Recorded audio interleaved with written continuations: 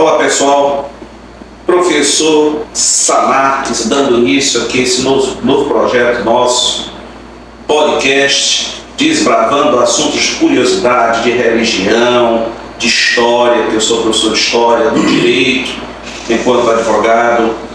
E é uma honra receber aqui nessa primeira entrevista nossa um outro colega, um referencial entre nós professores de história, que é o professor Henrique Borralho, professor doutor da universidade, com 4 livros publicados, fora as coletâneas. Uma pessoa que verdadeiramente é um referencial entre nós.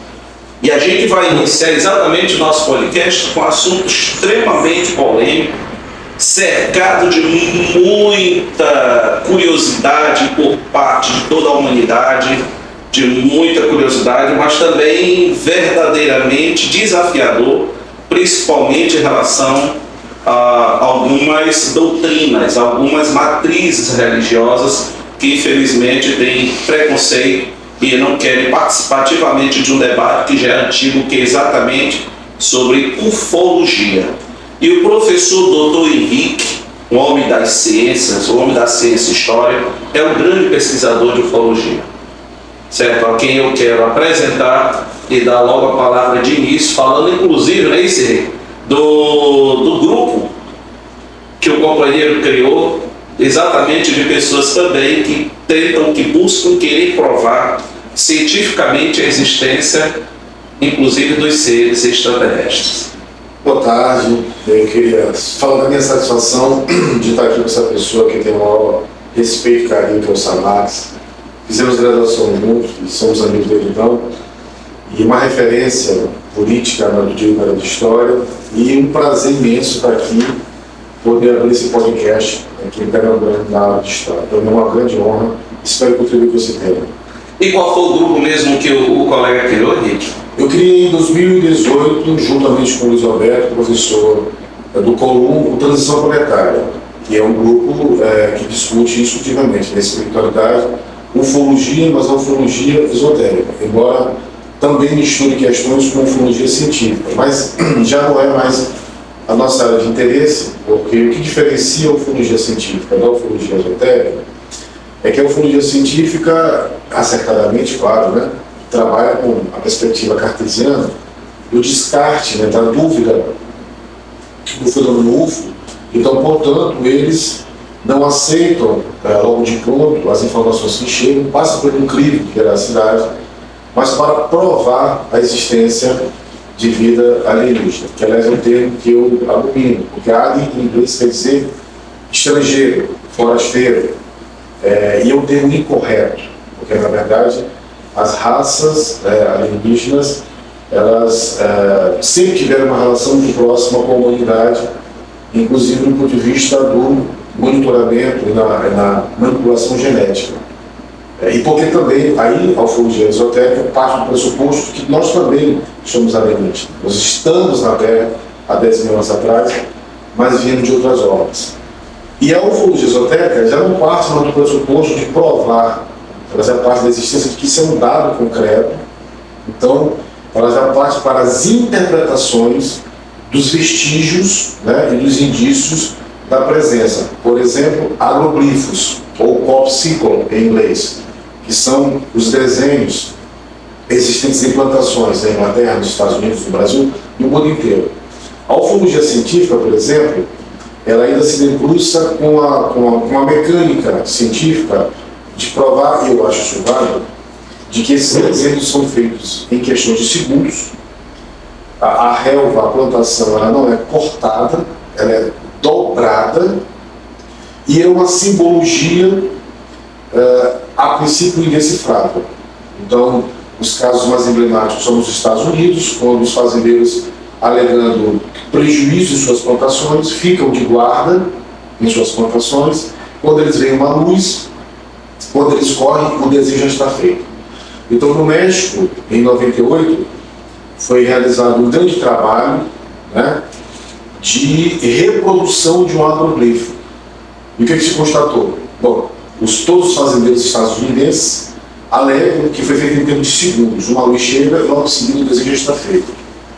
E no México, houve sim, eles conseguiram reproduzir, mas levou em torno de 8 horas. E a técnica utilizada teria que cortar, né, ou o milho, ou a soja, ou o capim, enfim. Então, a ufologia esotérica, por exemplo, não trabalha mais com a ideia de quem poderia ter sido feito. Por quê? Porque é uma simbologia, uma matemática que nós desconhecemos. A ufologia esotérica trabalha com uma interpretação, né, coisa que a ufologia científica não se recusa a fazer, porque ela não se mete nisso, mas a esotérica vai para a interpretação desses códigos. E a ufologia esotérica diz que esses aeroglifos eles têm duas funções. Uma é mostrar, é provar que não existe vida só na Terra. E a outra, ela diz que todos os locais onde esses aeroglifos são feitos, eles têm a ver com a emissão de um código energético de restauração desses locais que, durante eras, passaram por algum processo de conturbação energética. Então, não é apenas dizer estamos aqui, não, é um trabalho de cura, né, e emissão energética da qual esses códigos são encontrados. Certo. Meu querido amigo Dr. Henrique, eu, desde a adolescência, quando eu tinha 15, 16 anos, eu comecei a ler. E a primeira obra que eu apreciei, que eu li com muito bom gosto, foi Era os Deuses Astronautas, né? O questionamento do jornalista, ufólogo norte-americano Eric von Däniken. E nós dois, que somos professores de história, a gente geralmente é cercado, quando a gente vai conversar, querer conversar com as pessoas, existe até mesmo comentário de maneira jocosa do que a gente conversa. Eu particularmente assisto todos os dias, entre aspas, Alienígena do Passado. Todos os dias, sem exceção. Eu sempre li bastante sobre o assunto, mas realmente eu nunca me debrucei, eu nunca fiz uma viagem para a pesquisa. Eu gostaria de saber o que levou o amigo, nós que somos cercados, sempre que tentamos questionar com algum conhecido, com algum amigo, com algum professor, com algum médico, com algum religioso sobre assunto, que a gente se faz cercar de comentários jocosos, de desconfiança, de incredulidade. O que levou o amigo a se debruçar sobre esse assunto, realmente? Desde quando? E quais os lugares por onde que o companheiro já passou fazendo pesquisa dentro desse assunto, no caso, ufologia? A pergunta é muito pertinente. Primeiro, porque eu sofro preconceito em relação a isso, embora isso já não me importa mais, porque ninguém pode levar em consideração a minha inserção acadêmica e científica. Eu sou bolsista de produtividade, já fui FAPEMA, enfim, sou EMA, várias obras publicadas, enfim. Então, eu acho que duvidar do caráter da seriedade daquilo que eu faço é uma coisa talvez um pouco complicada. Mas eu acho, Sr. Marcos, que tem um caráter... Aí eu vou para Bourdieu, né? Então eu vou falar agora do Henrique Cadeira. Eu acho que existe uma disputa do campo. Como há uma disputa dentro do campo da ciência, e a ufologia trabalharia com questões que não seriam, entre aspas, provadas cientificamente, então se criou uma subcategoria, ou seja, dizer que isso está no campo da conspiração, da imaginação, da religiosidade, né? O que eu acho uma falta de uma prescrição, acho que é uma falta de investigação mais acurada sobre processos que me parecem óbvios hoje em dia. Primeiro porque eu vejo avistamentos com muita facilidade, eu vejo muito. Ou eu sou um mau caráter, ou eu sou esquizofrênico, ou eu quero aparecer. Me parece que eu não sou nenhuma dessas duas coisas. Com certeza. Até porque é muito mais um prejuízo para a minha imagem como intelectual, como pesquisador, não me agrega nada. E não é à toa que o Dr. Henrique é uma das referências entre nós, professores de história. Apesar de termos feito graduação junto, mas vários colegas, exemplo do Henrique, vários colegas se destacaram no mundo da pesquisa. A gente foi para a sala de aula direto logo, eles também foram para a sala de aula, mas vocês se debruçaram muito sobre pesquisas históricas, viajaram muito, mestrado, doutorado, enfim, verdadeiramente desfrutam de uma credibilidade científica muito grande, como muitos outros companheiros da UFM e da UEMA. Então não me agrega nada, pelo contrário, em termos de imagem, só me prejudica, mas eu estudo as duas partes, a esotérica e a científica. Eu vou te dizer as pesquisas que eu já realizo.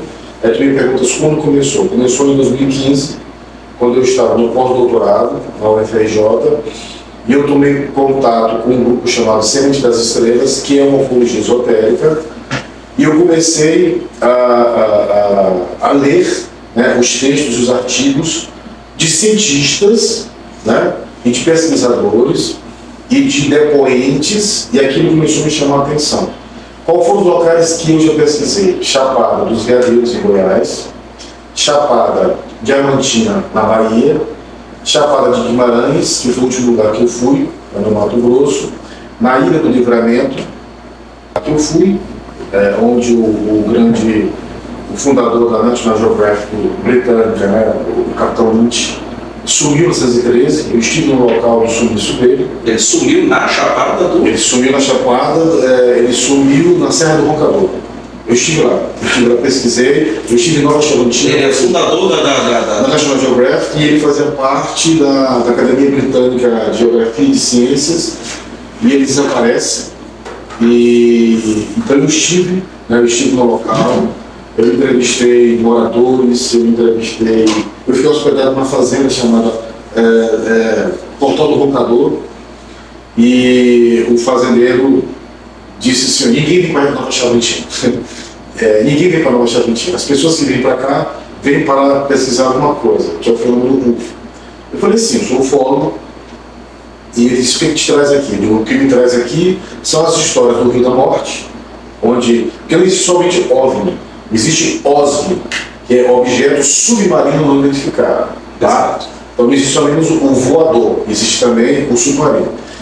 E aí ele coçou a cabeça, ele ficou me analisando 2 ou 3 dias para saber se ele dava informação, e eu disse: o Capitão Lynch, né, sumiu aqui, né, desapareceu. Ele é militar, capitão mesmo? Ele era capitão da Real Britânica inglesa, e ele faz 3 expedições no final do século XIX, início do século XX, quando ele desaparece no final de 1911. Capitão da Força Aérea? Não, da Marinha, da Força do Exército. Do Exército Britânico. E ele, na 3ª expedição, ele foge, e aí ele vira para mim e disse assim: bom, então vou te abrir o jogo. Eu comprei essa fazenda há 20 anos atrás, e, bom, é dali que as naves saem. Aí ele me apontou o local. Aí ele fez uma descrição de todas as naves que ele viu e disse: eu nunca fui, porque eu nunca tive a coragem de alguém quisesse ir comigo. Mas se tu quiseres, a gente pode ir. Então está programada uma viagem para eu voltar à Serra do Roncador. Vou ter que descer de barco uns 2, 3 dias, descendo no Rio da Morte, até chegar no local onde as naves saem todos os dias, né? Me sinto convidado. Não, vamos lá. Então Serra do Roncador, já estive no Peru, já estive em Portugal, onde eu iniciei também na investigação, também na Itália, na África. Então eu faço todo esse trabalho. Bom, o caso que mais me chamou a atenção, indiscutivelmente, é Polaris, né? A Operação Prato, de 77. O coronel Holanda, né? Isso, o Irá Holanda, né? Supostamente se suicidou, né?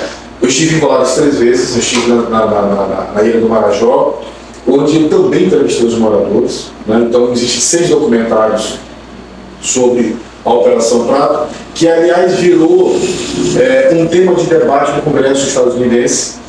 Existem filmes sobre isso, porque colocou em xeque a segurança do planeta Terra, porque existem grupos, na verdade, regressivos, né? Anunnakis, Greys, reptilianos, e existem os grupos positivos. Né? Nós temos andromedanos, arturianos, sirianos, berianos, né? Que são exatamente algumas espécies, né? Sim. De seres extraterrestres. Então todos esses estão ligados a ataques, como por exemplo a abdução, são os regressivos. Né?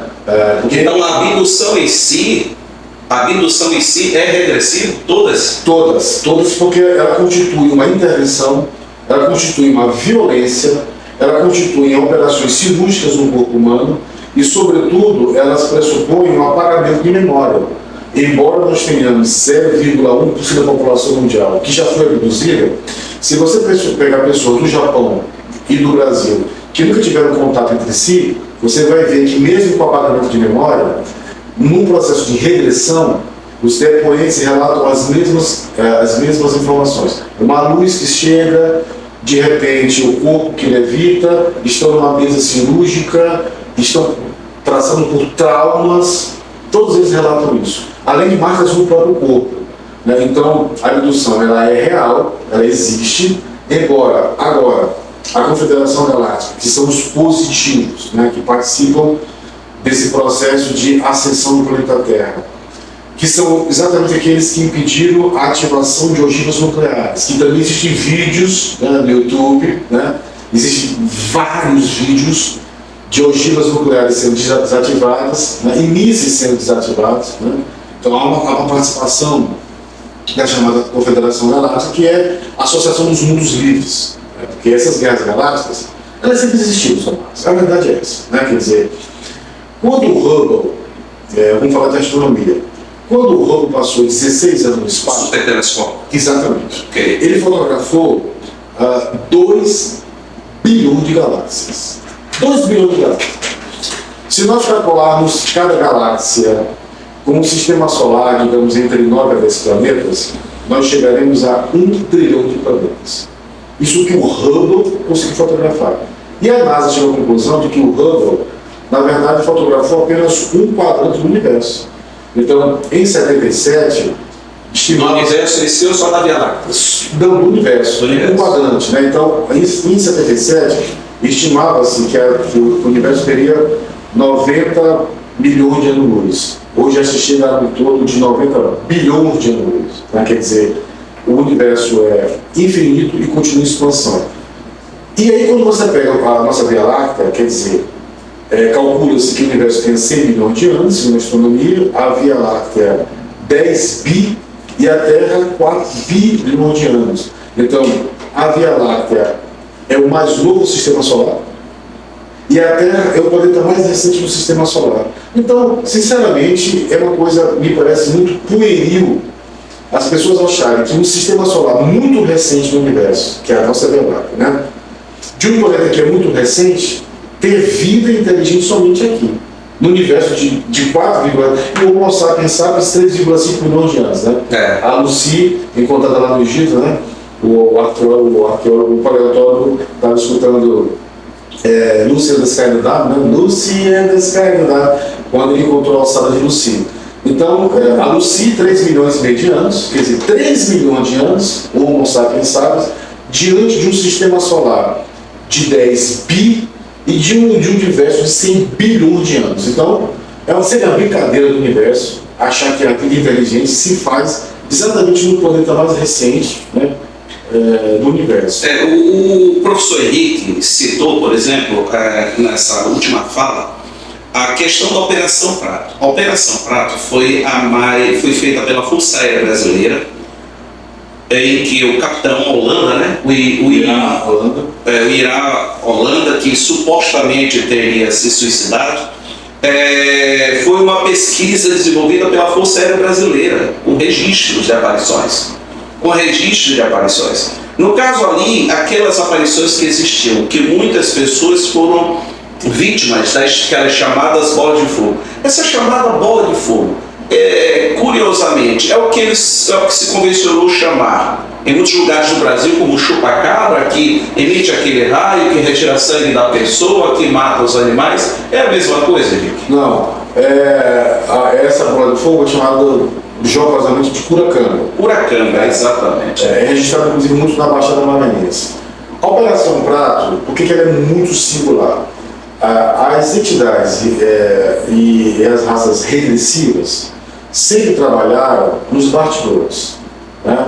Quando eu estive na Itália, mais precisamente em Breccia, né, existe um museu muito bom, um museu maravilhoso em Breccia, que ele tem 6 andares. Então ele vai da Itália etrusca, né, dos primórdios da Itália, passando para a Itália romana, vai subindo, passando para a Itália medieval, Itália renascentista, até chegar à Itália contemporânea. É um museu maravilhoso. O andar... Em Breccia, norte da Itália. Quando você chega na Itália renascentista, qual foi o meu espanto? Vários quadros renascentistas com pintura de obras. Está lá. Qualquer pessoa vai pegar o avião e ir nesse museu e encontrar pinturas renascentistas onde se tem a aparição de obras. Parte do renascimento ali Qual século mais ou menos? Entre o século XIV e século XVI, né? Muitas pinturas renascentistas com a aparição de óleo. Então, a Operação Prato, por que ela é muito singular? Porque ela é uma ação ostensiva. Oficial, Força Aérea Brasileira. É oficial, um registro oficial, quer dizer, ninguém pode negar os documentos de investigação da Força Aérea Brasileira que assume que há essa operação. Vídeos, fotos, relatórios, depoimentos. Então ninguém pode Força Aérea Brasileira. E outra, ninguém pode negar que o Congresso estadunidense fez audiências públicas discutindo a Operação Prato. Então são fatos, as pessoas podem duvidar do que quiserem. Só não podem duvidar dos relatórios da Força Aérea Brasileira, da operação, e não podem duvidar da seguinte coisa, que eu estive lá, eu tive 3 vezes, então eu conversei com moradores. Muitos daqueles que foram queimados já estão mortos, enfim, muitos não se falam mais nesse assunto, mas os mais velhos, eles dizem textualmente, eles descrevem a nave, os seres, o que é uma coisa muito estranha, porque se essa raça, nós não sabemos quem faz uma operação ostensiva em 77, de um aparecimento, de uma violência, com certeza alguma coisa eles buscavam, que na verdade não é só no Pará, porque começou no Maranhão. Começou aqui e daqui vai para lá. Foi o que eu observei. Eu observei que a Operação Prato foi em 1977. Foi. Que, aliás, diga-se de passagem, né? Em Colares, né? Operação Prato. Diga-se de passagem, não foi em 77 que aconteceu o caso da Ilha do Caranguejo? Foi. Eu gostaria que o meu amigo tecesse alguns comentários do que realmente aconteceu. A Ilha do Caranguejo é aqui no litoral do Maranhão, aqui próximo a São Luís. Fica a mais ou menos 30 quilômetros de São Luís. Na Ilha do Caranguejo, que teve caso de morte, né? Morte de pescador, morte de um trabalhador que, salvo engano, era coletor de pau de mangue, não é isso? Para a construção civil. E queimaduras. Além de mortes, nós temos um caso registrado com fotografias, com artigos em jornais, né, que relatam queimaduras de 2º e 3º grau por supostamente um objeto não identificado. Então, daqui, dessa ação do Caranguejo, em 77, eu acredito que tenha sido a mesma raça, né, porque a queimadura... De Colares, né? Porque a queimadura que aparece na Ilha do Caranguejo são as mesmas de Colares. Só um detalhe, é que queimadura também aconteceu em morador da Ilha do Medo. Também. Tá? Ilha do Medo fica aqui em frente a Ponta da Madeira, de onde sai o ferryboat. E quando o ferryboat sai para ir para o Jupe, né? Se tem a Ilha do Medo, que é uma praia que a gente observa logo após a travessia do canal do Boqueirão. Aí teve pescador também que foi queimado da mesma época. Eu era criança, eu lembro bem desses fatos. Era pré-adolescente, quando aconteceu esse caso da Ilha do Caranguejo, que eu gostaria que o companheiro tecesse até mais comentários sobre, para que as pessoas pesquisem, busquem realmente essa entrevista, busquem informações, busquem fotografia, busquem os jornais da época, Operação Prato, o caso da Ilha do Caranguejo, o caso da Ilha do Medo, para vocês terem ideia realmente que foram o mesmo tipo de fenômeno. Uma bola de fogo que queimou muita gente, as pessoas foram acometidas de anemia muito grande, né? Muito grande, e teve um caso de morte na Ilha do Caranguejo. Né? Eu acho, Samar, o grande problema é a seguinte coisa: por que as pessoas não querem falar sobre esse assunto? Porque elas têm muito medo de serem rotuladas como loucas. Né? Porque se você está diante de um fenômeno desconhecido, né? Então dar a cara a tapa para um assunto como esse é também passar por um crivo de uma, como eu posso dizer, de uma recriminação social. Mas eu vou dar alguns dados para quem quiser achar que isso é invenção de doido. Eu vou dar alguns nomes.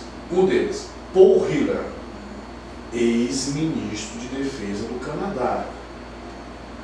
Eu estou falando do ex-ministro de Defesa do Canadá.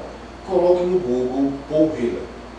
Aí ele tem uma entrevista, ele abriu um canal, ele foi convocado para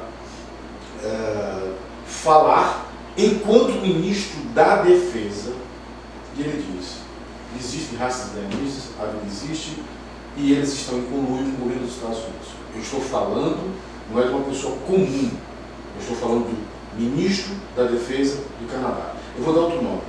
Karen Hughes, ex-executivo do Banco Mundial, chamou a imprensa, falou abertamente. Existem raças alienígenas, eles trabalham ocultamente nos bastidores de vários governos. Bob Dian. Bob Dian era um cientista que trabalhava na NASA, foi acometido com câncer. Antes de morrer, ele disse: a história de Roswell em 47 é absolutamente verdadeira. Ou seja, quando a nave caiu, o exército dos Estados Unidos... Em 1947? Em Roswell, nós chegamos, ele fala assim, nós chegamos, né? E muitos fazendeiros correram para a imprensa, deram depoimentos, e depois nós chamamos esses fazendeiros e pedíssemos que eles negassem, falando que se tratava de um balão meteorológico. Bob Lazar. Bob Lazar era um físico contratado para trabalhar na área 51. E ele disse, a área mais secreta do mundo, onde ele disse que ele trabalhava numa tecnologia de gravitação, suspensão e reversão e propulsão sem combustível fóssil, onde ele diz... Tecnologia reversa, né? Tecnologia reversa, onde ele diz as naves alienígenas operam com um elemento que não está na tabela periódica, chamado elemento 151. Exato. Elemento 151. Que, aliás, o governo dos Estados Unidos disse que ele acusou eles de ter roubado o elemento 151. E ele secretamente, na verdade, é chamado para dar o rosto dele escondido. Então ele trabalhava na área 51, ele era físico da área 51, mas ele concorda com o rosto coberto, dentro de um furgão, a dar uma entrevista para a CNN sobre o que acontecia, sob a responsabilidade de sigilo da identidade dele. E, na verdade, a CNN divulga a identidade dele, ele é demitido e a vida dele se transforma no inferno. Então, o Bob Lazar sofre, até hoje, na verdade, uma campanha difamatória, mas ele diz... Perseguição igual no Snowden da vida. Exatamente. Né? Isso, e sem você falar do Snowden, sem falar... Então, assim, o Bob Lazar passou por uma campanha difamatória, mas ele descreve o que era a área 51, o setor que ele trabalhava, a nave que ele viu. Ele viu a nave. Ele viu a nave. Disse, olha, a nave não tinha emendas, ela não tinha solda. Ele descreve assim, não é tecnologia humana, então ele resolveu falar. Nós temos também Neil Armstrong. Astronauta, o primeiro homem a pisar na Lua. Ele, antes de morrer, ele divulga. Porque tem uma coisa, esse vídeo eu cheguei a assistir, não estão mais no YouTube. O que aconteceu foi o seguinte, a transmissão ela não foi ao vivo da chegada do homem à Lua. Há uma parte que é ao vivo, outra parte ela é gravada. Só que nós tínhamos na Terra centenas de milhares de rádios amadores que captaram a conversa entre a Apollo, né, Apollo 13, e Houston. Então, você tinha uma transmissão ao vivo, que foi cortada em algumas vezes, isso é fato, você vai lá e você consegue captar, mas você tinha os rádios amadores, né? E eles captavam essa conversa entre a Apollo e a Terra. E esses rádios amadores gravam no momento que Neil Armstrong falou, Houston, you have problem, nós temos um problema. E Houston responde, prossiga. Ele disse, vocês não estão entendendo. Nós estamos vendo coisas assim, prossiga. Quando o Neil Armstrong revela isso, a transmissão é cortada. Mas a gravação foi captada por rádios amadores. E isso foi difundido durante muito tempo. Então o Neil Armstrong, antes de morrer, ele revela isso, olha, nós tivemos contato com a alienígena. A Lua, a parte escura da Lua, né, da Dark Side, ou seja, a parte escura da Lua, nós temos operações, bases, na verdade, alienígenas na Lua. E é claro que Houston sabia disso, a NASA de fato sabia disso. Então, um depoimento de figuras como David Wilcock. David Wilcock, ele tem um programa de televisão nos Estados Unidos, ele tem um canal no YouTube, né, onde ele revela, onde ele dá depoimentos, onde ele capta informações de centenas de pessoas nos Estados Unidos, que anonimamente e também com depoimentos, com documentos. Nós temos também Corey Goode, que é um ex-agente do Programa Espacial Secreto dos Estados Unidos, que também revela, olha, eu fiz parte do programa secreto, e ela fala de uma escala não necessariamente evolutiva, né? Mas hoje já admite que há saltos, necessariamente não houve um processo contínuo de evolução, até chegar no Sapiens Sapiens. A ufologia tem uma resposta para isso. Ela diz claramente que essas raças foram experimentos genéticos, abandonados ao longo do processo, e é um grande geneticista estadunidense que ele fala que é impossível houver o grande salto até chegar ao Homo sapiens sapiens sem que tivesse havido uma intervenção genética. Então, o que a paleontologia não consegue explicar, do Australopithecus até o Sapiens sapiens, uma linha sucedânea e sucessória, a ufologia explica. Ela diz que todas elas foram intervenções genéticas. Então, a Terra, ela, na verdade, ela foi o último grande reduto de grandes batalhas, na verdade, galácticas. Sempre foi. Então, para cá, o que a Bíblia chama de anjos caídos, demônios, né? Na verdade, nós estamos falando de seres alienígenas, né? Que fizeram um processo de intervenção genética. Intervenção, ocupação especificamente genética na Terra. E que este processo está sendo paulatinamente sendo expurgado, ou seja, está sendo eliminado, está sendo retirado por um processo de elevação da consciência humana, inclusive do controle dos nossos 12 pares de fita do DNA, produzido apenas 2, aquele que durante muito tempo a biologia chamou de DNA lixo. É um absurdo a natureza achar. Hoje ela não trabalha mais com isso, né? Mas durante muito tempo se trabalhou com a ideia de um DNA lixo, que seria parte decifrável, e que na verdade Enki e Enlil, na Suméria, teriam feito congelamento de parte dessas fitas do nosso DNA. Então, é isso que nós chamamos de Matrix, né? Ou seja, o processo de controle, né, de nossa mente reptiliana, para nós não acessarmos informações, para nós sermos, na verdade, escravizados dessas grandes raças, né? Então, nós temos, quer dizer, seres evoluídos, sirianos, libianos, pleiadianos, andromedianos, arturianos, né? Um conjunto imensa de civilizações que já ultrapassaram outro patamar, porque uma coisa que precisa ficar muito clara: desenvolvimento tecnológico não é desenvolvimento moral. Você pode ser uma raça alienígena altamente evoluída tecnologicamente, mas encarar uma outra raça humana, uma outra raça alienígena, como subalternizada ou como escravizada.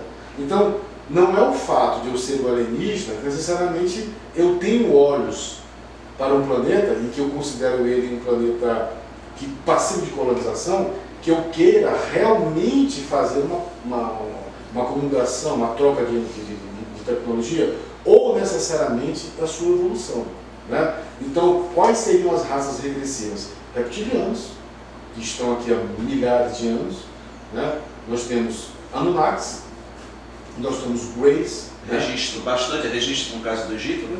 No Egito, a Operação Livro Azul, né, lá nos Estados Unidos, né, o Blue Book, inclusive livros da KGB, também faz uma descrição, na verdade, dessas raças, mas nós também temos raças, né, extremamente preocupadas com o desenvolvimento da Terra. Por quê? Porque olha, quer ver algumas coisas se batem? Porque as pessoas são um pouco curiosas. Quando foi que os aparecimentos de OVNIs se intensificaram? Guerra Fria, né, pelo jeito. Opa! Pós-Segunda Guerra Mundial. Por que, Samax? Bomba atômica de Hiroshima e Nagasaki. Henrique, eu posso... Pode. Eu assisto direto, né? Alienígena do passado, estava vendo que na África, no deserto, existe uma parte da África que existem algumas rochas, tipo cristais. Muitas, bilhões de rochas, como se fossem vidros, como se fossem cristais, onde, segundo cientistas, só teria como chegar àquele tipo de matéria através de explosão nuclear. Um detalhe que o professor Henrique citou, Operação Livro Azul. Operação Livro Azul, na Guerra Fria, quando se intensificaram os aparecimentos em plena corrida armamentista nuclear, Porque sempre que houve uma possibilidade real de guerra nuclear, como o caso dos mísseis em Cuba em 1962, sempre aumentou muito o número de aparições de OVNIs. E o professor Henrique, logo no início da nossa entrevista, citou um caso, vocês podem buscar na internet, de um míssil, um teste de um míssil nuclear intercontinental. Na hora que o míssil foi disparado, tem vídeo, vocês podem pesquisar na internet, no YouTube, por exemplo, aparece um OVNI disparando como se fosse várias vezes raio laser, interceptando o míssil e automaticamente desarmando. Então, geralmente nas grandes instalações nucleares, principalmente nesses mísseis intercontinentais, mísseis balísticos, geralmente foram os lugares onde mais apareceram os OVNIs.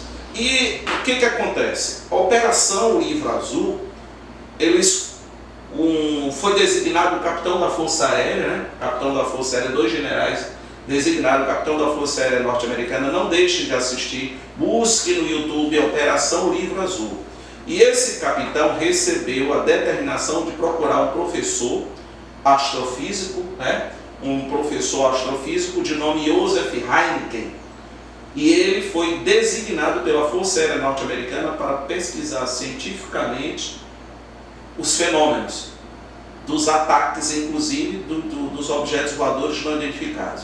O que acontece? Todas as vezes que ele provou realmente a existência, ele recebia pressão para cientificamente, como tu disseste na psicologia reversa, né?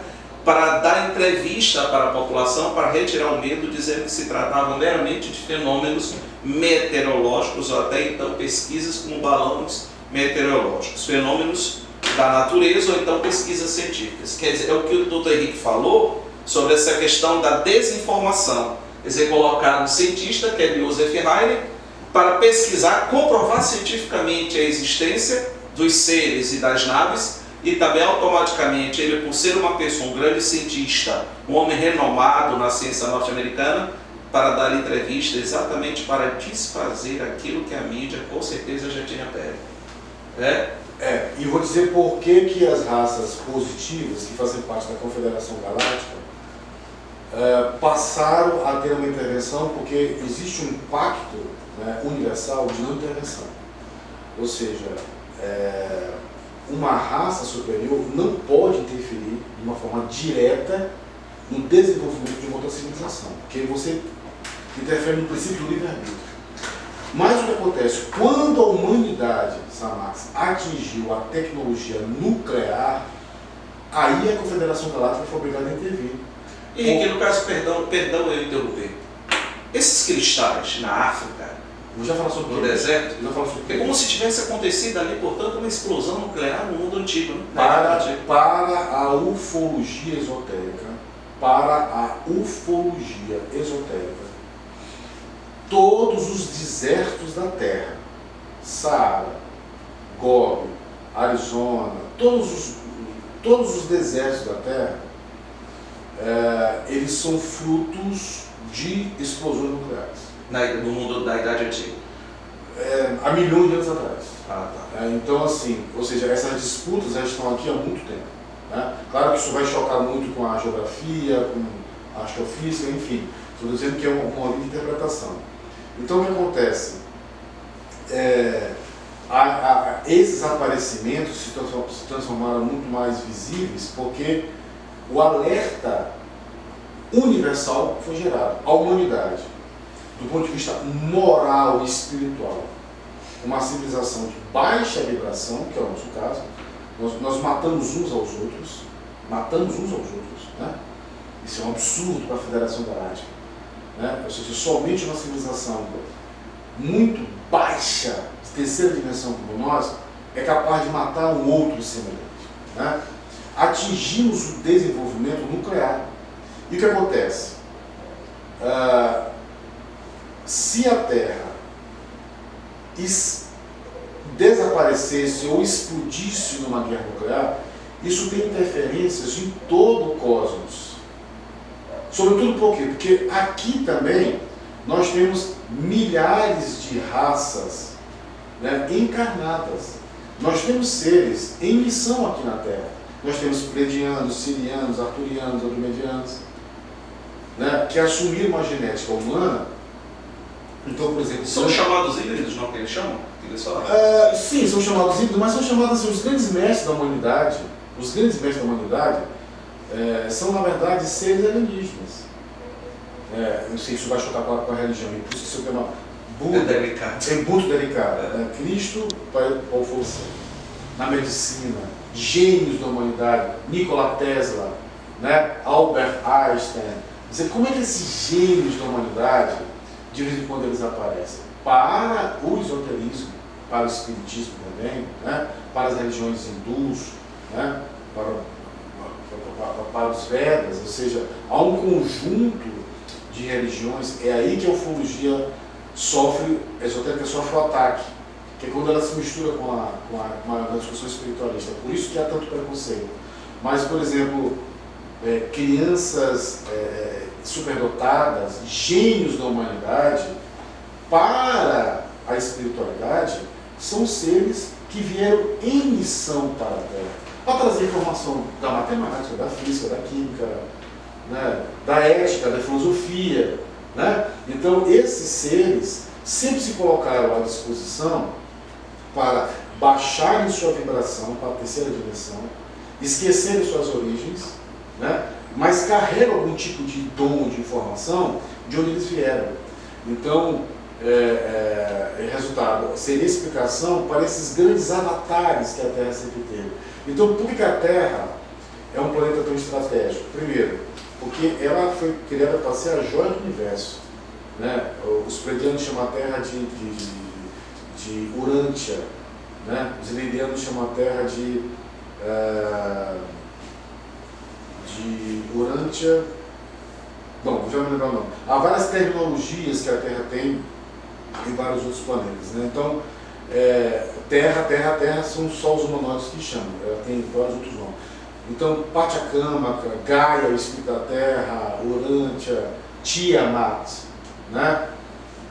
São alguns dos nomes desse planeta que é a joia do universo, porque todas essas batalhas acabaram se concentrando aqui na Terra. A batalha final do cosmos é aqui na Terra, né? Então, resultado, se os regressivos vencerem, com o desenvolvimento tecnológico nuclear, que hoje nós já possuímos, o medo da Confederação Galáctica é que a gente, na verdade, comece a fazer viagens interplanetárias e aí, com essa nossa capacidade bélica colonizadora, nós passemos, inclusive, a subjugar outras raças.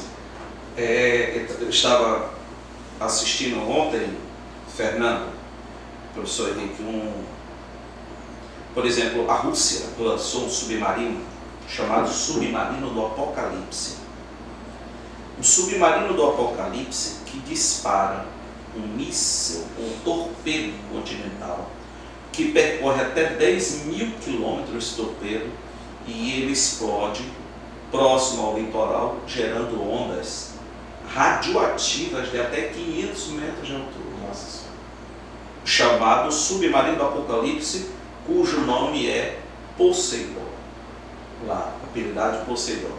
Resumindo, tem aparecido, não sei se tu sabes disso com certeza, e muita gente não sabe, está tendo muitas aparições de OVNIs, por exemplo, na Ucrânia. Porque ali existe uma possibilidade real de uma guerra nuclear. Sim. Resumindo, então tu achas, já que essas aparições aumentaram muito a partir da Guerra Fria, com essa corrida armamentista nuclear, portanto, para a ufologia, os seres extraterrestres estão procurando, na verdade, estão de prontidão para evitar uma hecatombe nuclear, porque se por acaso tiver uma guerra nuclear, a gente tem certeza que não escapa nenhuma forma de vida no planeta Terra. Eu leio vários canalizadores, porque assim, Henrique, se a ufologia científica se baseia em dados materiais, né? No que a ufologia esotérica se baseia? Em canalizadores. O que são canalizadores? Contato telepático de raças superiores com milhares de seres humanos na Terra que transmitem informações. Eu leio todo santo dia 10, 15 canalizadores ao redor do mundo inteiro. O que é unânime entre os canalizadores, transformando informações telepáticas em informações para a face da Terra, para a humanidade? Se a Terra chegar à beira de um colapso de uma guerra nuclear, haverá, esse é o único caso, esse intervenção, de intervenção. Que ainda vai prevalecer o livre-arbítrio. Não. Eles irão evitar, né? Não, inclusive, Chico Xavier, ao ter o maior respeito. Chico Xavier é o maior espírita da história do Brasil. O Chico Xavier disse que quando houve a crise dos mísseis em 62, Cito Citrate em Cuba, certo, a Confederação Galáctica desistiu da evolução humana. Isso são palavras de Chico Xavier. Tá? Desistiu da raça humana, ou seja, eles não vão evoluir. Então, a Confederação Galáctica... A gente escapou ali por muito pouco. A Confederação Galáctica se reuniu... Eu posso... Pode, claro. Para quem quiser... gente, a crise dos mísseis em Cuba, como é que começa o filme? O filme Os 13 dias que abalaram o mundo. Não deixe de assistir. Os 13 dias que abalaram o mundo, com certeza o professor Henrique sabe do que eu vou dizer, não tenho medo de falar. É o filme mais fiel já produzido, mais fiel à realidade da história. Porque eles cronômetram o tempo todo, porque tudo foi devidamente registrado. Na Turquia, quem primeiro colocou arma nuclear na cara de quem? Os Estados Unidos colocaram mísseis Júpiter nucleares na Turquia apontados para a União Soviética. Sim. E a União Soviética instalou 42 mísseis nucleares intercontinentais em Cuba.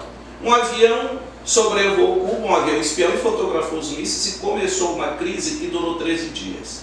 Por pouco. Vocês vão ver lá o filme Os 13 Dias que Abalaram o Mundo. Quando eu passava esse filme com os meus alunos, eu colocava assim a imagem e dizia assim, olha, o John Kennedy vai falar para a nação. John Kennedy, presidente dos Estados Unidos. Aí ele dizia assim, boa noite, povo americano. Imediatamente aparece o ator. Aparece o ator. Aí eu disse, olha, esse aqui é o presidente verdadeiro, esse aqui é o ator, porque até os artistas que participaram desse filme são sósias dos personagens da época. A gente escapou por pouco. Sabe como é que começa o filme? Começa da seguinte maneira. Em 1962, os Estados Unidos e a União Soviética já tinham armas nucleares para destruir a vida na Terra 17 vezes. 10 vezes os Estados Unidos, 7 vezes a União Soviética. Hoje a União Soviética, a Rússia, a antiga Rússia, tem as mais poderosas armas nucleares da Terra. Inclusive Satan II. O Satan II é a arma nuclear mais poderosa que existe no mundo, né? O Satan II. Olha o nome, Satan II. Uma arma nuclear terrível que, se explodir, gente, é complicado. Uma bomba de hidrogênio, se explodir aqui na atmosfera, provoca deslocamento da Terra do eixo de quase 2 graus e quebra as calotas polares, transbordando mares e oceanos. Imagina o poder dessas armas, fora as bombas de hidrogênio, até a bomba de nêutron, a bomba de vácuo, que ainda não se viu até hoje um teste, aparentemente. Resumindo, a destruição da Terra está aí à vista. E o primeiro momento mais arriscado que a humanidade passou foi exatamente a crise dos mísseis nucleares em Cuba em 62. Não deixem de assistir para vocês terem uma ideia do que o americano fez para provocar uma guerra nuclear e, consequentemente, o fim da humanidade, porque não teria como escapar ninguém. O que o Chico Xavier disse é que quando houve a crise dos mísseis, a Confederação Galáctica, que sempre respeitou o livre-arbítrio da humanidade, se reuniu com Cristo, Jesus Cristo, que é o comandante da Terra, e disse, queremos uma autorização para fazer uma intervenção. Que maravilha, né? Jesus Cristo é o comandante da Terra para a ufologia. Maravilha. Não, a ufologia esotérica trabalha com a ideia de que Jesus Cristo é o salvador da Terra, Jesus Cristo é o comandante da Terra, Jesus Cristo é o projeto de resgate da Terra. A ufologia esotérica trabalha, isso é cabal, você não vai encontrar nenhum... Que contexto? Não, você não vai encontrar nenhum esotérico sério, né, que diga que Jesus Cristo não é o Senhor da Terra. Não existe. Se você encontrar um esotérico que significa isso, desconfie desses esotéricos. Então, a Confederação Galáctica se reúne com Jesus Cristo e diz, olha, vamos intervir, porque a humanidade não vai evoluir. E aí Jesus Cristo pede uma moratória de 50 anos, né, e diz que se a humanidade não se autodestruir no intervalo de 50 anos, então se acelera o processo da transição planetária, que acaba em 2019. Né? Agora, não acaba em 2019 também porque houve interferência da própria Confederação Galáctica em desarmar ogivas. Porque é isso que tu está dizendo, quer dizer, a possibilidade de uma guerra sempre foi muito real. E outra coisa, não é como a Segunda Guerra Mundial, que é uma guerra de avião, que é uma guerra de tanque. É guerra nuclear, é míssil contra míssil. E o planeta Terra não aguentaria. E a explosão da Terra mexeria com todo o cosmos. Porque é um projeto divino, né? É um projeto de ascensão. Todos os povos, tudo tá em mudança constante. Né? Tudo muda, o universo está em transformação. E a Terra também. Nós estamos aqui para evoluir como seres. Agora, uma terceira guerra mundial não é como a primeira, que é uma guerra de trincheira. Não é como a segunda, que é uma guerra de avião. Não vai ter quem pegue paus e pedras. Não vai ter. É uma guerra nuclear, sabe? Com proporções inimagináveis, catastróficas. Ontem eu fiquei extremamente apreensivo, o Reino Unido doando para a Ucrânia mísseis com alcance de até 250 quilômetros. Se uma arma dessa atingir uma cidade russa, Putin reage. Reage. Vladimir Putin reage. Ele é um homem de pouca paciência, mais cruel possível. Sim. E a gente sabe muito bem que ele é capaz de utilizar essas armas. Eu não tenho dúvida disso. Eu não tenho dúvida. A cada dia as potências ocidentais estão doando à Ucrânia armas mais poderosas. Tem que sentar para conversar, tem que abrir mão daquela região da Crimeia, evitar um problema muito mais sério, assim como a região de Donbass, que a maioria da população é russa, como professor de história, o companheiro sabe perfeitamente quem sou eu. E tem outro detalhe, por exemplo, querido, que eu gostaria de perguntar sobre a questão das abduções, esses implantes. Porque, salvo engano, a medicina já retirou milhares e milhares de implantes feitos por seres por extraterrestres. Nas abduções, quem é que faz geralmente esses implantes? Qual a espécie que faz? Greys. Certo, os Greys, né? Greys. Os Greys, que seria no caso dos alfas, né? O alienígena. Alfa Centauro, eles são de Alfa Centauro. Exato. Que é uma estrela. Alfa Centauro é uma constelação. Uma constelação. Tudo bem. Os reptilianos são de Zeta Reticuli. Né? Então, esses implantes são como antenas, são como localizadores. Um detalhe, me corrija se eu estiver errado, mas esses implantes que são feitos nos seres humanos, que a medicina já retirou milhares do mundo afora, isso é provado cientificamente, não é uma coisa aqui inventada por nós dois, mas são equipamentos, microequipamentos, né? Que eles, como se eles fossem absorvidos pelas próprias células, né? Como se eles se tornassem parte do fenômeno de transubstanciação, quer dizer, transpassagem, substanciação, substância, um material aparentemente eletrônico, mas sendo absorvido pelo próprio organismo humano como se fosse parte da composição celular, não é isso? É um neurosensor. E aí eu tenho que ir para a espiritualidade. Por quê? O implante não é apenas uma espécie de monitoramento genético da humanidade. Né? É por que é feito o implante. Não é só do ponto de vista do acompanhamento de uma evolução genética humana. Tem uma coisa muito mais grave por detrás disso. Há 5.000 anos atrás, os Vedas desenvolveram a teoria de que nós temos chakras, que são pontos energéticos do corpo. São 7 chakras, né?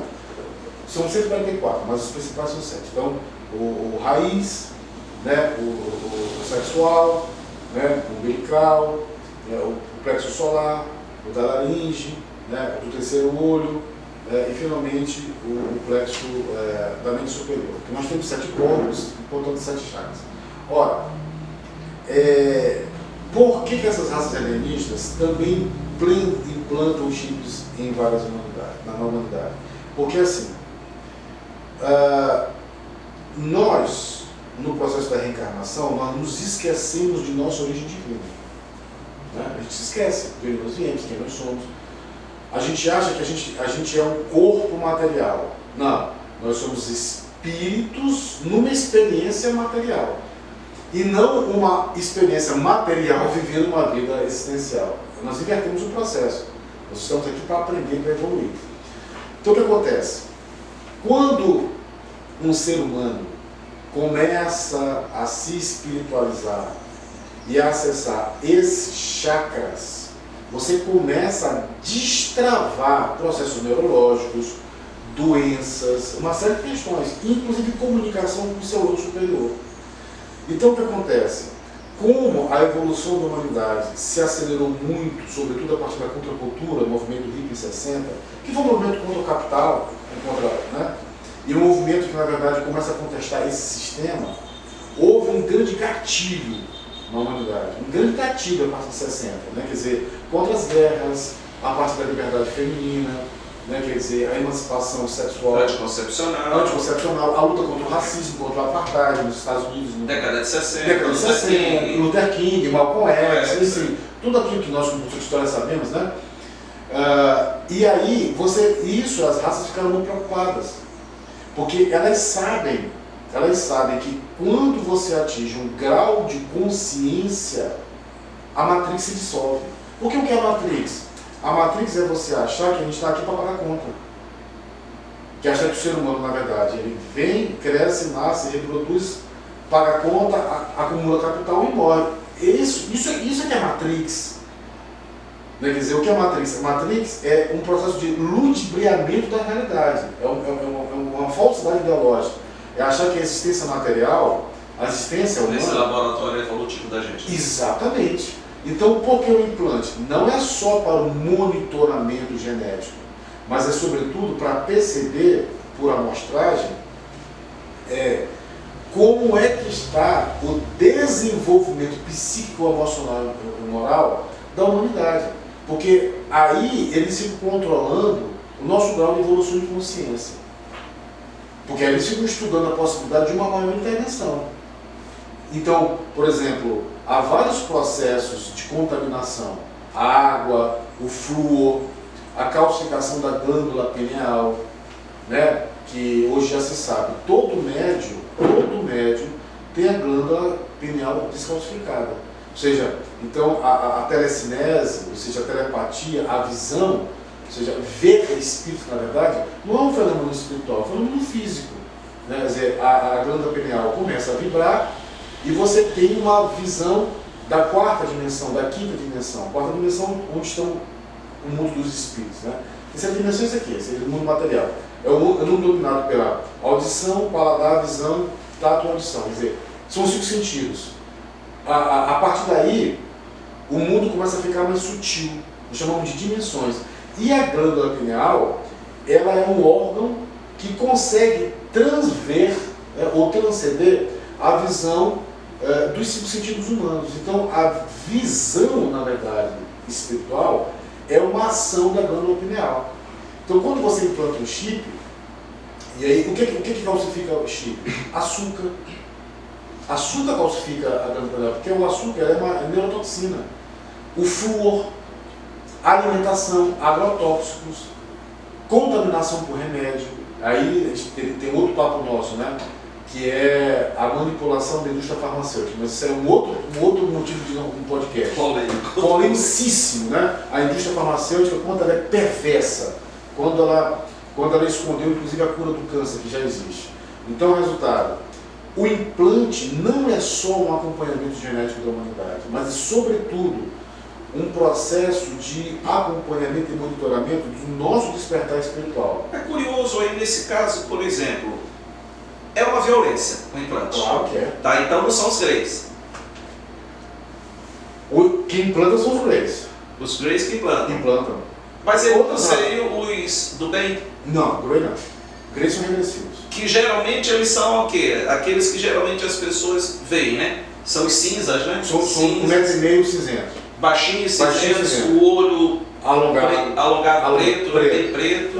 Eles são regressivos. Cabeça grande. E 3 dedos. 3 dedos? 3 a 4 dedos. Certo. São os que, por exemplo, seria o caso de Varginha ali? Sim. E tem uma coisa que a ufologia esotérica diz, que é a seguinte coisa.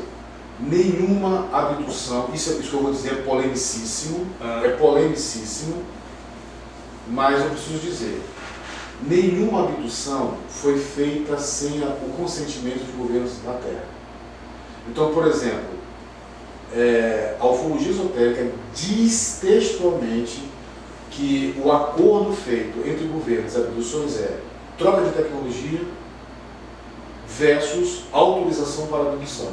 Então, por exemplo, os Estados Unidos, as armas que eles apresentam não são, na verdade, as armas que eles possuem. Os Estados Unidos, porque assim, nem todo OVNI é alienígena. Que fique bem claro, nem todo OVNI é alienígena. Os Estados Unidos possuem OVNIs. Por exemplo, toda nave triangular, como o B2, né? mais que o B2. Parece o bumerangue. Parece bumerangue, mas toda nave triangular, com 3 bolas, com 3 luzes na sua parte de baixo, é um OVNI estadunidense. Mas como que eles conseguiram isso? Eles conseguiram a partir da queda de Roswell, a partir de 1957, a partir de 51, mas a partir também de tecnologia passada por Grace. Resumindo, então é por isso então que os governos, as grandes potências procuram esconder, porque na verdade eles absorvem, né? Eles copiam essa tecnologia. É mais que isso. Imagina 8 bilhões de habitantes descobrirem que os governos, a partir da Segunda Guerra Mundial, estão envolvidos no desenvolvimento de um programa espacial secreto, como por exemplo, Jornada nas Estrelas dos Estados Unidos, que desviou 3 bilhões de dólares na época do Reagan, que ele foi para a televisão e disse assim: se eu falar o que eu sei sobre a vida alienígena, eu vou chocar todo mundo. E o programa Guerra nas Estrelas era o desvio de verbas públicas para o programa secreto orquestrado pela Marinha dos Estados Unidos, né, pelo Exército também e pelo Pentágono. Então, tecnologia reversa, bases em Marte. Inclusive os cientistas descobriram até uma pirâmide, né, de 5 lados, salvo engano, em Marte, não foi? Descobriram. Aliás, pirâmide tem toda a Terra, né? Todo o planeta Terra. Não existe não é Marte, é Marte. Sim, mas na Terra não existe um continente que não tenha pirâmide, inclusive na Antártida. Então, todas elas voltadas para a constelação de Órion. Então, o resultado os governos, isso envolve também o governo brasileiro, por quê? Porque Varginha, eu estive lá, eu não entrevistei ninguém, passei por lá, mas tem uma amiga minha chamada Ana Rosa, geógrafa do meu departamento de geografia, que esteve lá e entrevistou uma série de moradores, e eles estão começando a falar, inclusive aquelas 2 jovens que viram, né? Em que a mãe recebeu ameaça e uma bolada de dinheiro para poder ficar calada, a mãe já morreu e agora elas estão falando a verdade. Não interrompendo, até uma questão, eu lembrei agora de um detalhe, me perdoe, não perde aí a linha de raciocínio, por gentileza. Por exemplo, na verdade, o que são os homens de preto? Não esquece de falar sobre isso. Porque todas as vezes que há um fenômeno de avistamento de OVNI, ou então evento efetivo, como o caso de Varginha, Roswell, sempre aparecem os homens de preto. Eles são homens da CIA? Quem são eles? Ou são seres infiltrados entre nós já, no caso os híbridos? Mas essa resposta, assim o companheiro concluiu, porque eu ia esquecer.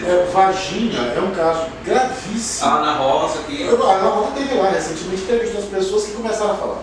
Ana Rosa é professora daqui? Do departamento de geografia. É mesmo? Seria bom chamá-la porque ela gravou o depoimento dos moradores, né? Tá, gostaria. Então assim, os moradores viram as naves, os moradores viram o resgate e viram quando os aviões dos Estados Unidos chegaram para resgatar os seres e as naves. Né? Quer dizer, você tem centenas de moradores. Não é possível que centenas de moradores de uma cidade estejam mentindo. Não dá para acreditar uma história dessa. Quer dizer, quando você tem depoimento, porque se fosse uma pessoa, 2, 3, vai lá, mas centenas de pessoas. Inclusive militares do exército, reformados e alguns perto de morrer também, abrir a boca. Né? Os destroços foram levados para Campinas, né? E em Campinas foi feita a doação para o governo dos Estados Unidos. Chegaram aviões estadunidenses, né, em Varginha, mas a retirada definitiva foi feita em Campinas. Então foram levados para Campinas, de Campinas, né? Então, assim, se as pessoas quiserem achar que tudo isso é uma matéria conspiratória, eu sugiro elas entrevistarem os habitantes de Varginha. Então, todo mundo ali tem trânsito coletivo, todo mundo ali está louco. Agora, por que houve um ocultamento? Porque o Exército pressionou os moradores a não falar. Pressionou. Eu tenho um canal no YouTube que eu acompanho, em que algumas pessoas disseram que receberam visita de coronéis, né, de capitães, né, dizendo assim, não fale, isso é segredo de Estado, isso envolve a segurança nacional. Então as pessoas realmente ficaram muito amedrontadas, né, com o que de fato aconteceu aí. Então, assim, não é possível que relatos no mundo inteiro sejam mentirosos, vídeos sejam mentirosos, recentemente, pilotos de aviões, aviões de combate, aviões civis. E um caso mais recente, né? Uma colombiana estava com um namorado pilotando um avião bimotor, e ela estava com o celular ligado quando o OVNI passou por ela. Esse vídeo está circulando, né? Sim, agora, circulando. Foi gravado em 16 de janeiro, na Colômbia. E um canal de televisão na Colômbia entrevistou e ela falou abertamente tudo, né? Então, assim, não é possível que E outra coisa que eu vou te dizer, que é assim, Samax, década de 60, 70, 80, quando não havia ainda celulares, digamos assim, se bem que hoje nós temos outro problema, que é hoje a manipulação do vídeo, ela é muito mais sofisticada. Então hoje é muito mais difícil de derrotar. Mas este aparelho revolucionário chamado celular, o que ele proporcionou para o mundo? Eu acompanho esse vídeo. Eu não posso te afirmar que todo vídeo é verdadeiro. Eu não posso ser ingênuo. É isso que a ufologia científica faz, ela descarta os vídeos. Mas, como a Terra tem 8 bilhões de habitantes, calcula-se que 3 bilhões de pessoas têm um aparelho celular, o que nós estamos assistindo hoje? Milhares de pessoas no mundo inteiro, pessoas comuns, que não são editores de imagem, que não são fóruns, que são pessoas comuns, vivem sua vida normal, elas estão no churrasco, elas estão na piscina, elas estão no apartamento, elas estão conversando. Quando elas veem uma nave, elas filmam e jogam nas redes. Então você não pode dizer, você não pode falar que todos esses vídeos sejam falsos. Sobretudo de pessoas que não sabem editar uma imagem. Eu, por exemplo, não sei. Eu não sei editar uma imagem. Eu não sei fazer. E a capacidade de você perceber pela granulação quando o vídeo é montado. Claro que está cada vez mais difícil isso, né? Mas assim... Tecnologia descobre, não? Também descobre, mas assim, não é possível que milhares de vídeos, a não ser que existem milhares de pessoas ao redor do mundo, preocupadas, gastando o seu tempo, montando um vídeo, e nem é para notoriedade. Por quê? Porque há 20 anos atrás, um vídeo desse, você ganha uma notoriedade. Hoje não. Porque como são milhares de vídeos, é mais um.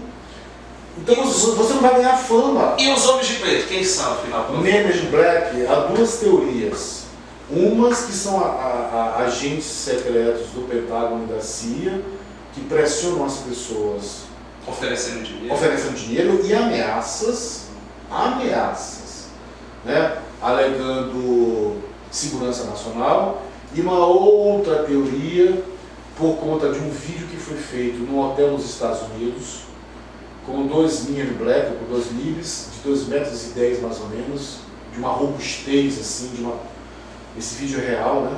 A câmera interna do saguão, e eles tinham acabado de visitar um hóspede do hotel, né? Que fez um avistamento. Então, há uma outra teoria de que eles seriam alienígenas corporificados com o corpo humano, porque isso não é nenhum problema, né? É a transmutação genética, pressionando as pessoas, né? Embora com a aparência humana, para que elas não revelassem. Mas eu acho que, por exemplo, por conta das aparições, esse programa de pressão do Men in Black perdeu sentido, porque eles não têm mais condições de silenciarem pessoas no mundo inteiro. Né? Quer dizer, exatamente por isso, porque ou seja, não dá mais. No relógio nuclear, né? Não, dá verdade. Falta alguns segundos para bater meia-noite, né? Segundo os cientistas. É assim, não dá mais para você viver numa farsa. Esses governos ocultaram. Qual é a gravidade disso? Eles alegam que não revelaram porque isso causaria um pânico mundial do ponto de vista da religião. Isso é verdade. Mas vejam bem, se os governos têm contato com raças alienígenas, em que patamar nós podemos estar? Supressão de combustível fóssil. Nós poderíamos, nesse exato momento, estarmos parando de explorar petróleo, já que há carvão mineral, petróleo. Carvão mineral, petróleo, né? Segundo, saúde. Os arturianos, eles possuem uma cama que faz um escaneamento do corpo humano, detectam a doença e automaticamente faz a recuperação, gratuitamente. Então, resultado, olha a perversidade dos governos, olha a perversidade, né? Quer dizer, em nome de uma política de favorecimento da indústria farmacêutica, né? Da venda da saúde humana, você escolhe uma informação como essa, tecnologias, né? De locomoção, energia livre, produção de alimentos instantâneos. Você poderia suprimir a fome na face da terra, despoluição de mares e lagos, né? Então, o resultado, além do que há uma política dos governos, porque por isso que para mim eles são perversos, há uma política do governo de acobertamento, porque você mantém a lógica do Estado de dominação, porque é a lógica da submissão, é a lógica do controle sobre outras pessoas. Se você tem um desenvolvimento tecnológico, social, ambiental, né? E outra coisa, que eu acho que é o que mais choca, a supressão do dinheiro. Você entende? Nenhuma raça superior tem uma lógica de troca monetária. Não existe. Não existe. Não existe. O alimento é autogerido, a luz é autogerida, a água é autogerida, quer dizer, já atingiram um patamar de desenvolvimento em que você não precisa pagar para viver. Nós estamos agora com energia elétrica, né? Quer dizer, pago para ter energia. Isso é um absurdo. Se você parar para pensar que nós temos tecnologia na face da Terra, que o Tesla, é por isso que ele é perseguido, na verdade, né? Porque o Tesla, já no início do século XX, já falava de energia gratuita. É por isso que já falava em baterias elétricas. O Tesla é perseguido, né? O Tesla é perseguido, na verdade, pela indústria da energia elétrica, né? Então, os governos, eles estão enfiados nesse processo até o pescoço. O que eles alegam é que assim, nós não podemos falar porque isso causaria um choque na humanidade. É claro que causaria, né, porque a religião viria baixa, mas eu acho que a grande questão não é só por isso. É porque se você tem produção de alimentos gratuitos, energia gratuita, água despoluída, você acaba com a própria lógica do Estado. Né? Quer dizer, você acaba com guerra, você acaba com tudo. Acaba com a indústria da morte farmacêutica, né? Farmacêutica, a mentira da mídia, né? A educação privada, a educação que é paga, quer dizer, você paga para ter conhecimento, né? Quer dizer, muda todo o sistema de configuração da Terra, mudaria toda a história da humanidade, né? Mudaria tudo, quer dizer, mudaria a nossa forma de nos relacionarmos com as plantas, com os animais, deixaríamos de ser carnívoros, né, para sermos vegetarianos, ou a produção de um alimento que não produziria mais doenças, na verdade. Então, a minha pergunta é, o que vai acontecer com os governos, quando a população mundial descobrir a verdade. Eu acho que a gente vai passar por uma grande hecatombe social, de uma revolta generalizada, porque quantas pessoas morreram desnecessariamente? Podemos ser diagnosticadas precocemente, curadas, né? Quantas pessoas morreram de fome, de água poluída, né? De esgoto, falta de esgoto, quer dizer, tudo. Né? Quer dizer, nós estamos explorando o planeta Terra, que está no processo de quase não regeneração dos seus recursos, que poderiam ter sido suspensos no mínimo há 50 anos, para o combustível fóssil. Nós estamos jogando na atmosfera trilhões de toneladas de monóxido de carbono. Né? Então, eu acho que, para mim, a grande perversidade do ocultamento não é questão religiosa. É a lógica de manutenção do controle sobre as populações pela lógica do Estado. Capital. Que em última instância é o capital. A última instância é o capital. É verdade. Olha, agradecer esse nosso primeiro encontro, no caso, né? Essa primeira entrevista nossa, esse início do projeto do professor Samarques, nesse podcast, recebendo maravilhosamente aqui o professor Henrique Morralho. Eu sabia que ele era um pesquisador de ufologia, mas eu não tinha ideia do conhecimento. Realmente estou impressionado. Tenho certeza que isso aqui não deve ter comentário, crítica jocosa. A gente tem que ter respeito pela religião, a gente tem que ter respeito pela opinião alheia, mas que venham os comentários propositivos, né? Propositivos para que haja respeito e a gente possa evoluir enquanto seres humanos, para vermos que sairmos dessa bolha de conhecimento mínimo que a gente tem e não respeitar que possa existir uma outra realidade.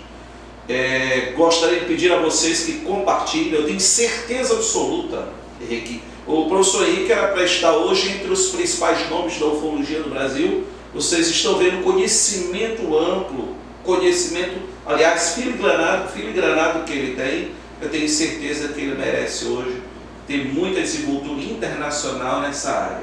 Não, verdade, vocês perceberam que realmente o homem sabe muito, ele tem muito conhecimento e eu estou me sentindo extremamente honrado. Eu ganhei, à tarde eu ganhei, realmente eu vou pesquisar muito mais esse assunto a partir do que Henrique falou, hoje aquilo que o professor Henrique falou, professor doutor, e que é um grande referencial entre nós na ciência da história. Compartilhe o vídeo, comentem, opinem sobre assuntos que a gente deve abordar, dê lá, faça a curtição, comente, compartilhe, enfim, vamos ajudar o canal para que a gente possa trazer assuntos que realmente mexem com a mente humana. Trazer assunto de direito, podem opinar, assunto de história, direito, enfim. Eu vou começar a trabalhar também, Henrique, vídeos sobre história das religiões, entrevistar pessoas que têm bastante conhecimento sobre a doutrina espírita, sobre o budismo, sobre a questão da matriz africana, o Santo Daime, aqui da Floresta Amazônica, inclusive é praticado hoje em Passo do Lumiar, para entrevistar essas pessoas realmente que tenham bastante conhecimento em diversas áreas. Meu muito obrigado, realmente fiquei impressionado. Imagina. Você, como sempre, né, nós somos colegas de graduação, você, como sempre, muito educado. E eu falava aqui com o Fernando, falava com outras pessoas dessa primeira entrevista que eu recebi, um cara que era nosso norte, nosso referencial enquanto ciência e história. E tenho certeza que esse vídeo vai fazer muito sucesso, porque é um assunto que mexe com a mente humana. Obrigado. Muito obrigado mesmo. Obrigado. Lisonjeado pela presença. E aí, Fernando, gostou? Bom demais. O homem é fera. Muito obrigado, boa noite a todos.